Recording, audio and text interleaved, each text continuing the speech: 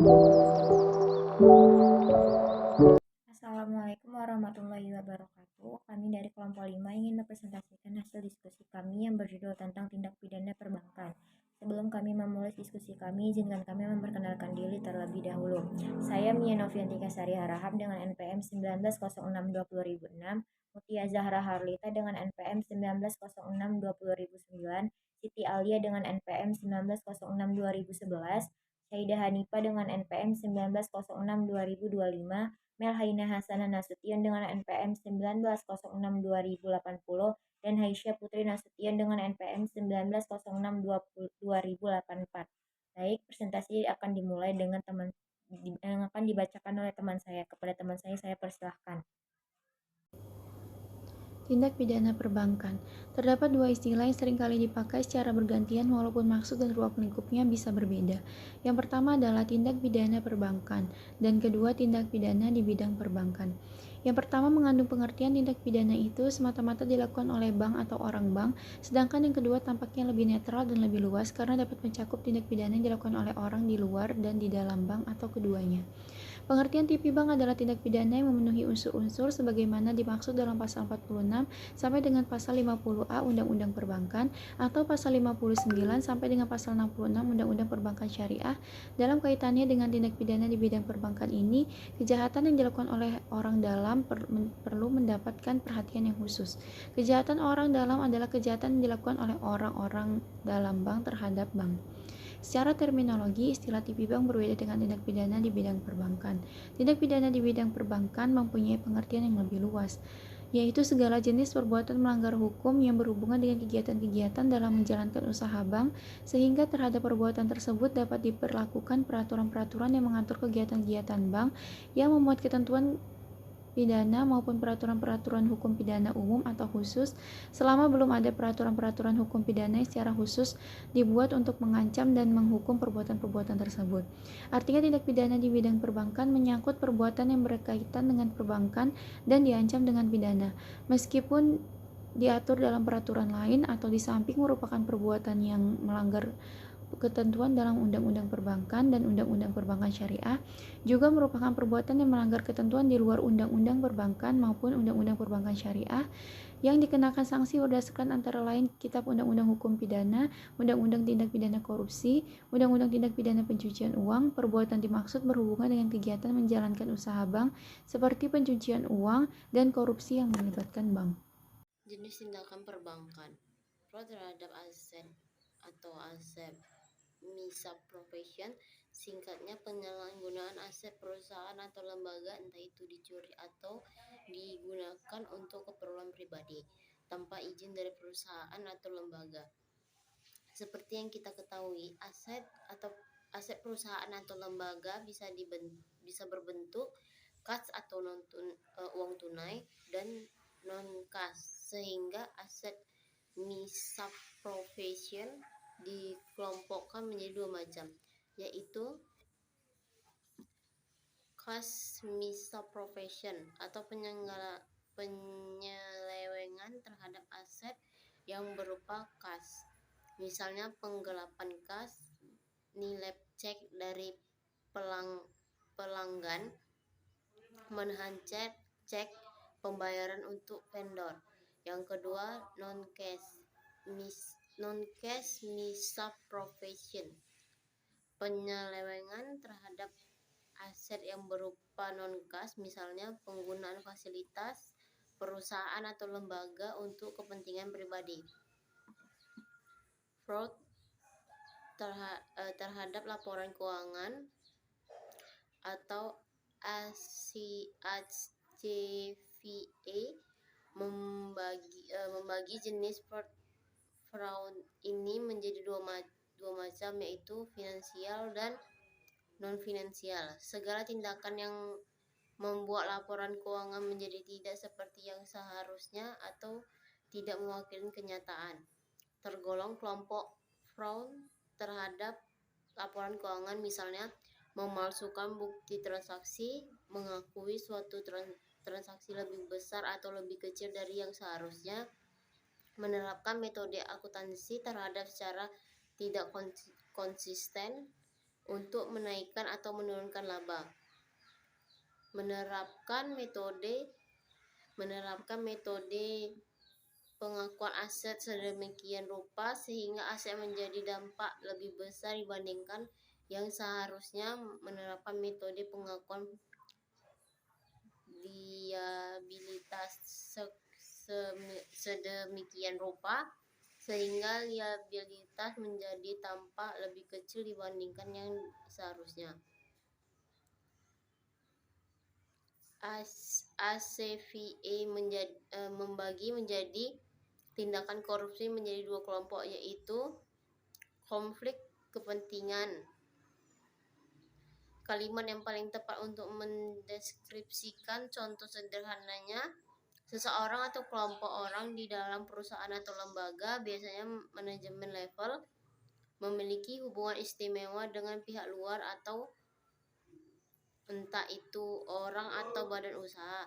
Dikatakan memiliki hubungan istimewa karena memiliki kepentingan tertentu, misalnya punya saham, anggota keluarga, sahabat dekat, dan lain-lain. Yang kedua, menyuap atau menerima suap. Imbal balik suap apapun jenisnya dan kepada siapapun adalah tindakan fraud. Menyuap dan menerima suap merupakan tindakan fraud. Tindakan lain yang masuk dalam kelompok fraud ini adalah menerima komisi, membocorkan rahasia perusahaan atau lembaga, baik berupa data atau dokumen, ataupun bentuknya kolusi dalam tender tertentu. Kedudukan Bank Indonesia dalam sistem perbankan di Indonesia. Bank Indonesia adalah bank yang berfungsi serta menjalankan kewenangan sebagai bank sentral di Indonesia. Undang-undang yang berlaku dan mengatur kedudukan Bank Indonesia sebagai bank sentral adalah Undang-Undang Nomor 7 Tahun 92 yang telah diubah dengan Undang-Undang Nomor 10 Tahun 98 tentang perbankan dan Undang-Undang Nomor 23 Tahun 99 tentang Bank Indonesia sebagai pengganti Undang-Undang Nomor 13 Tahun 1968 tentang Bank Sentral. Dalam Undang-Undang Nomor 10 Tahun 98 tentang perubahan atas Undang-Undang Nomor 7 Tahun 92 tentang perbankan dinyatakan bahwa Bank Indonesia adalah Bank Sentral Republik Indonesia sebagaimana yang dimaksud dalam undang-undang yang berlaku, sedangkan dalam Undang-Undang Nomor 23 Tahun 99 tentang Bank Indonesia disebut sebagai berikut pasal 14. 1. Bank Indonesia adalah Bank Sentral Republik Indonesia. Yang kedua, Bank Indonesia atau BI adalah lembaga negara independen, bebas dari campur tangan pemerintah atau pihak-pihak. Yang ketiga, Bank Indonesia adalah badan hukum berdasarkan undang-undang ini. Bank Indonesia dalam kedudukannya sebagai badan hukum publik, yaitu sebagai lembaga negara, selain memiliki wewenang dalam mengelola kekayaan sendiri, terlepas dari anggaran pendapatan dan belanja negara, juga berwenang untuk menetapkan peraturan serta mengenakan sanksi dalam batas-batas kewenangannya.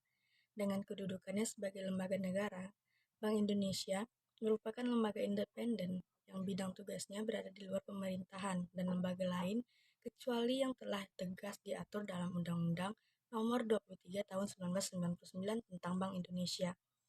Kemandirian dari Bank Indonesia ini menyebabkan pihak lain dilarang untuk melakukan segala bentuk campur tangan terhadap pelaksanaan tugas Bank Indonesia. Hal ini diatur dalam Pasal 9 Ayat 1 Undang-Undang Nomor 23 Tahun 1999. Demikian pula sebaliknya, Bank Indonesia wajib menolak atau mengabaikan segala bentuk campur tangan dari pihak manapun. Hal ini menurut Pasal 9 Ayat 2 Undang-Undang Nomor 23 Tahun 1999. Namun dalam kemandiriannya itu, Bank Indonesia tetap wajib menyampaikan laporan pelaksanaan tugasnya kepada DPR, sedangkan laporan keuangannya diperiksa oleh Badan Pemeriksa Keuangan. Perbedaan undang-undang perbankan yang lama dan baru dalam perjalanan peraturan perundang-undangan mengenai perbankan yang ada pada awalnya dengan dikeluarkannya Undang-Undang Nomor 7 Tahun 1992 tentang perbankan. Undang-undang tersebut dikeluarkan untuk mengatasi masalah perbankan yang ada pada saat itu. Namun seiring berjalannya waktu, undang-undang tersebut dirasa tidak sesuai dan akhirnya diperbarui dengan dikeluarkannya Undang-Undang Nomor 10 Tahun 1998 tentang perubahan atas Undang-Undang Nomor 7 Tahun 1992 tentang perbankan. Dengan dikeluarkannya undang-undang baru tersebut, terdapat banyak perubahan dalam pasal-pasal yang ada dalam undang-undang baru tersebut, terutama di dalam ketentuan pidana dan sanksi administrasi terhadap suatu perbuatan melawan hukum dalam dunia perbankan. Perubahan-perubahan dalam bab 7 tentang ketentuan pidana dan sanksi administrasi yang terdapat dalam Undang-Undang Nomor 7 Tahun 1992 terdapat dalam pasal 46 ayat 1, pasal 47, pasal 48, pasal 49, pasal 50, pasal 51 ayat 1 dan pasal 52 Undang-Undang Nomor 7 Tahun 1992. Adapun kesimpulannya ialah terdapat dua istilah yang seringkali dipakai secara bergantian walaupun maksud dan ruang lingkupnya bisa berbeda. Pertama adalah tindak pidana perbankan dan kedua tindak pidana di bidang perbankan. Yang pertama mengandung pengertian tindak pidana itu semata-mata dilakukan oleh bank atau orang bank. Sedangkan yang kedua tampaknya lebih netral dan lebih luas karena dapat mencakup tindak pidana yang dilakukan oleh orang yang di luar bank dan di dalam bank.